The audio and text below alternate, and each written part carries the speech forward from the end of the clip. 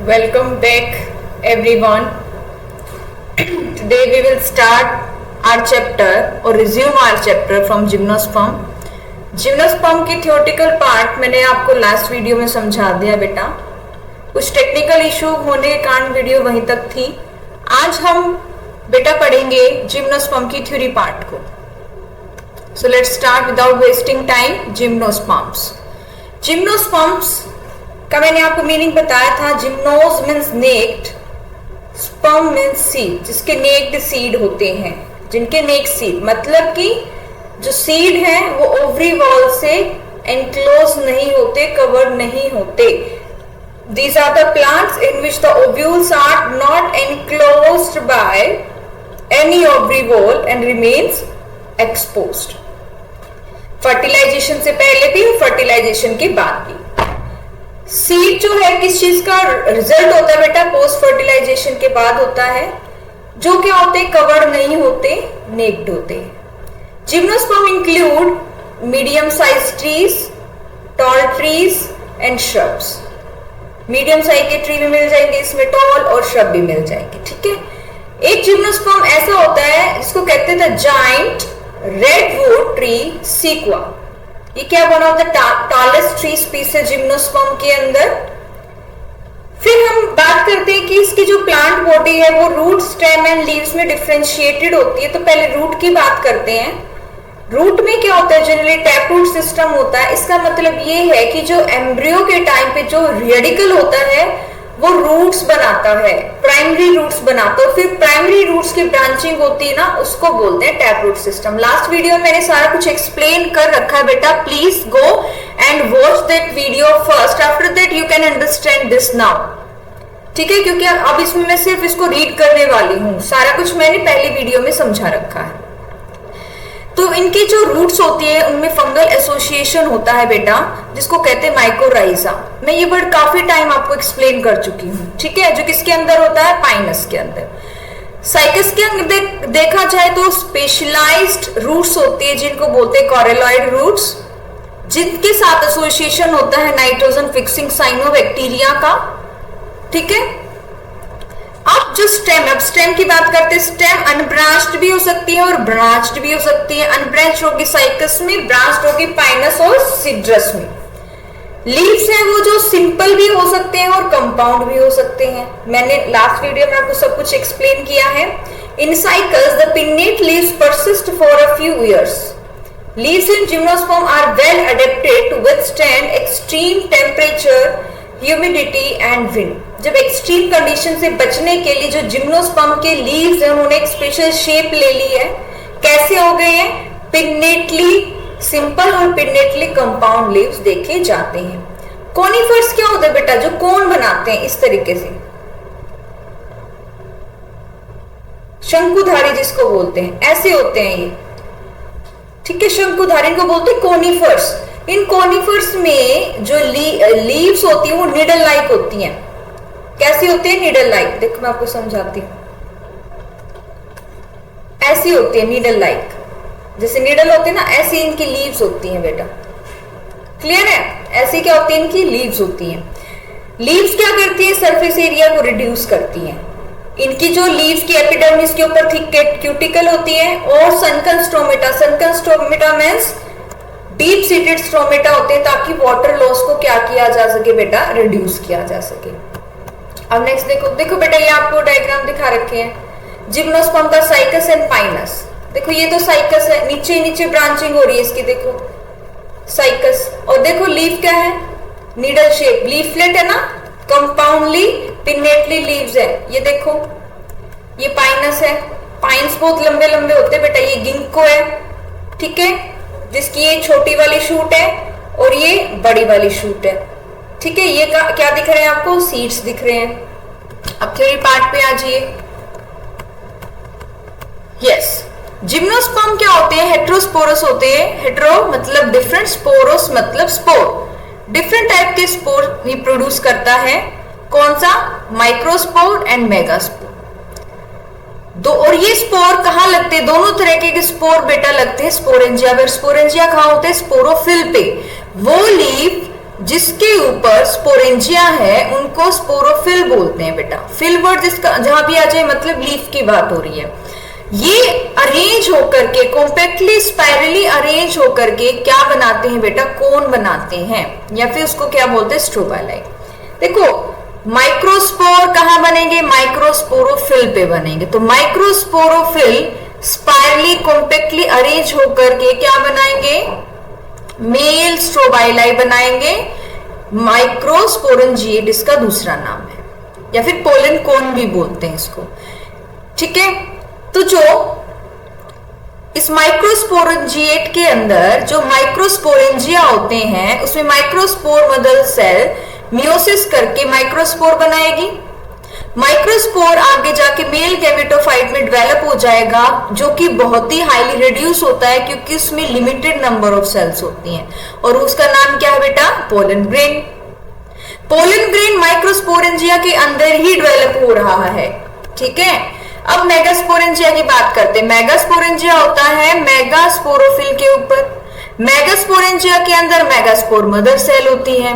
वो जो मेगास्पोरोफिल है कॉम्पैक्टली अरेंज हो करके अपने आप को क्या बनाती है बेटा, मैक्रोस्पोरेंजिएट या फिर फीमेल स्ट्रोबाइलाई, या फिर इसको सीड कोन भी बोलते हैं। क्लियर है? मेल और फीमेल कोन और स्ट्रोबाइलस में be born on same tree. अगर सेम ट्री है तो बेटा पाइनस। ठीक है, सेम ट्री पे अगर दोनों मेल और फीमेल कोन देखे जा रहे हैं तो किसके अंदर होता है, पाइनस के अंदर। लेकिन साइकस के अंदर ये डिफरेंट ट्रीज पे होते हैं।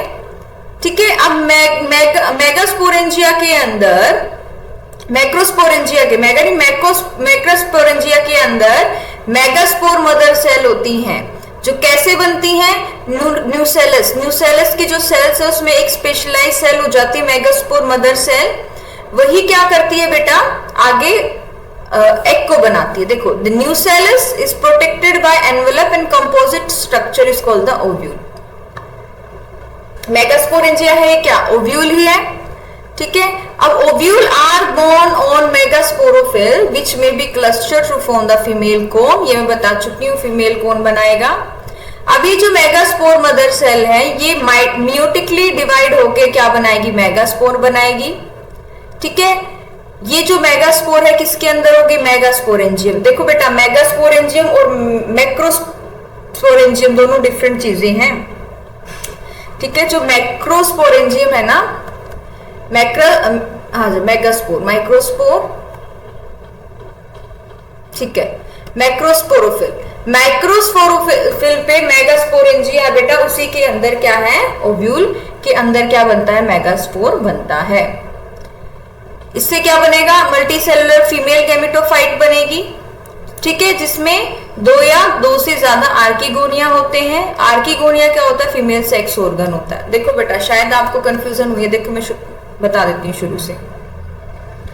ये समझ में आ गया कि फीमेल कौन होता है। ठीक है, जो मैक्रोस्पोरोफिल होते हैं वो लीफ जिसपे मेगास्पोरेंजिया डेवलप होंगे उनको मैक्रोस्पोरोफिल कहते हैं। वो अरेंज होके क्या बनाते हैं, फीमेल स्ट्रोबाइलाई, या दूसरा नाम है मैक्रोस्पोरेंजिएट, या फिर तीसरा नाम है सीड कोन। ठीक है, अब यहां आ जाओ मेगास्पोरेंजिया के अंदर।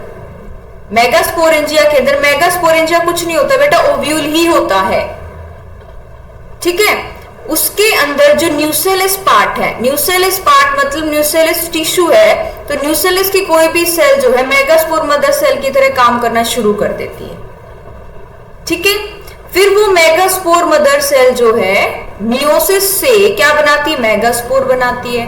और मेगास्पोर कहां होगा, मेगास्पोरेंजियम में। मेगास्पोरेंजियम एक्चुअल में क्या है, ओव्यूल ही है।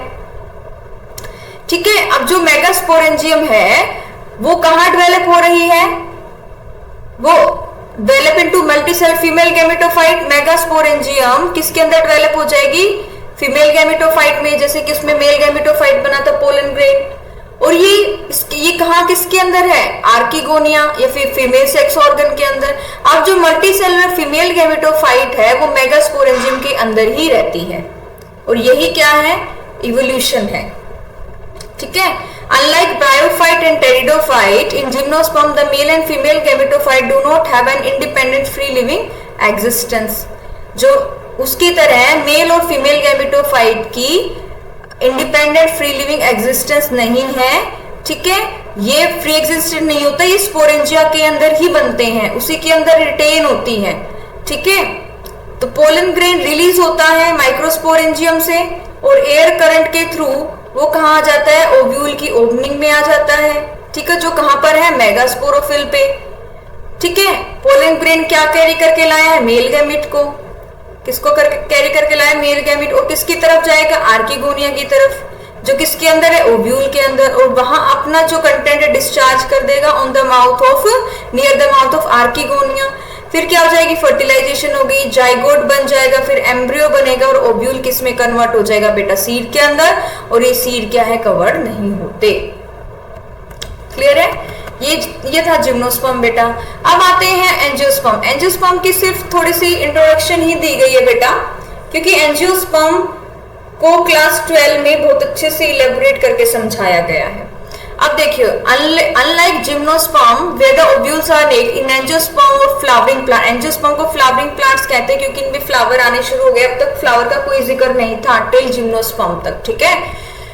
तो pollen grain and ovule are develop in specialised structure called the flower. Pollen grain और ओव्यूल कहां बन रहे हैं, फ्लावर के अंदर बन रहे हैं, लेकिन वहां पोलन ग्रेन और ओव्यूल कहां बन रहे थे, माइक्रोस्पोरेंजियम और मेगास्पोरेंजियम, या माइक्रोस्पोरोफिल पे, मैक्रोस्पोरोफिल, मेगास्पोरोफिल पे।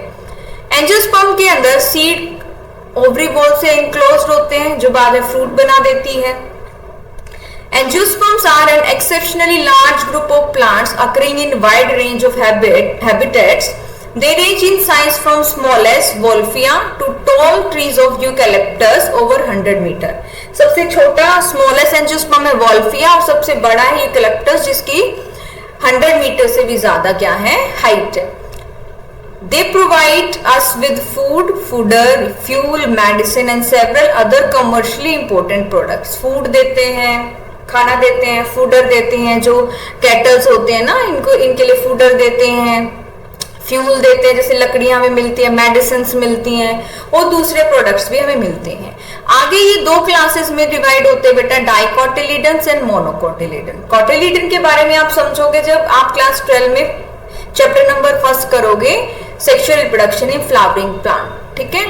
तो यहाँ बेटा आपका चैप्टर एंड होता है। आई होप आपको चीजें समझ में आई होंगी। किसी भी चैप्टर के कंसेप्ट को क्लियर करने के लिए उसको 1 से 2 बार लाइन टू लाइन पढ़ना बहुत ही ज्यादा जरूरी है बेटा, और एनसीईआरटी के तो एक एक वर्ड को आपको अच्छे से समझना चाहिए, तभी आप सक्सेसफुल हो पाओगे।